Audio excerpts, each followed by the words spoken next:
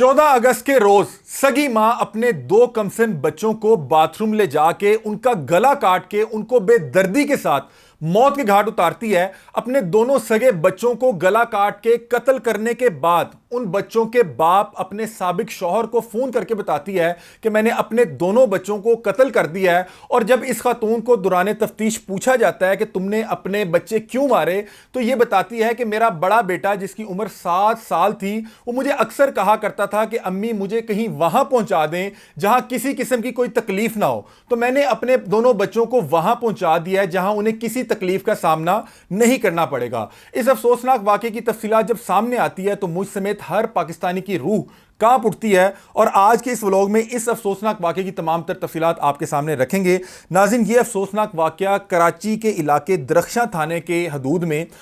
Defence phase 6 का इलाका है, वहाँ पे पेश आया। और एग्जैक्टली अगर बताएं तो स्ट्रीट नंबर 10 और जो बंगला नंबर 2 है वहाँ पे ये वाकया हुआ। ये जो बंगला जहाँ पे ये अफसोसनाक वाकया हुआ वो 3 या 4 फ्लोर पे मुहित है।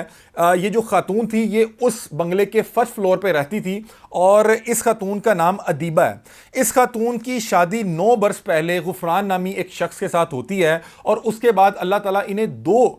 जो है बच्चों की नेमत से नवाजता है। इनके बड़े बेटे का नाम ज़रार था जिसकी उम्र 7 साल थी और इनकी छोटी बेटी का नाम समिया था जिसकी उम्र 4 साल थी।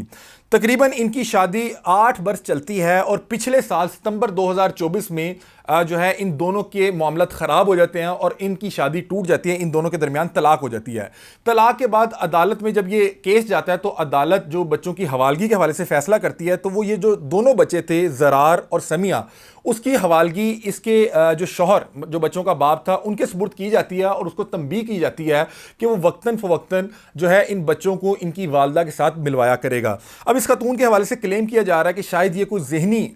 मर्ज का शिकार है और ये किसी जहनी बीमारी में मुब्तला थी जिसके बायस इन बच्चों की जो सुपुर्दारी है वो इनके बाप को की गई थी और वो वक्तन फ़वक्तन बच्चों को उनकी वालदा से मिलने के लिए या मिलवाने के लिए किसी जो है मुलाजिम के साथ उन बच्चों को भिजवाया करता था और 1 से 2 रोज़ ये बच्चे अपनी वालदा के पास रहा करते थे, उसके बाद वापस अपने वालिद के पास आ जाया करते थे। इस खातून के हवाले से बताया जा रहा है कि एक तो इसको मतलब कि तलाक का भी सामना करना पड़ा और वैसे भी इसके जो है वो ज़हनी दबाव का शिकार थी। अक्सर ये डिप्रेशन में रहा करती थी और जिस रोज़ ये अफसोसनाक वाकया हुआ है उससे एक रोज़ कबल 13 अगस्त को ये बच्चे जो है अपने वालिद के किसी मुलाजिम के साथ अपनी वालदा के यहाँ आए थे और इन बच्चों ने 13 की रात को ही शायद वापस जाना था, लेकिन इसकी माँ के इसरार पे मतलब कि इन बच्चों की माँ के इसरार पे इन बच्चों को यहाँ पे एक दिन मजीद रुकने की इजाज़त मिल गई। अब इस खातून ने किया क्या कि 14 अगस्त के रोज़ तकरीबन 12 से 2 के दरमियान इसने अपने दोनों बच्चों को उनकी गर्दन काट के मौत के घाट उतारा।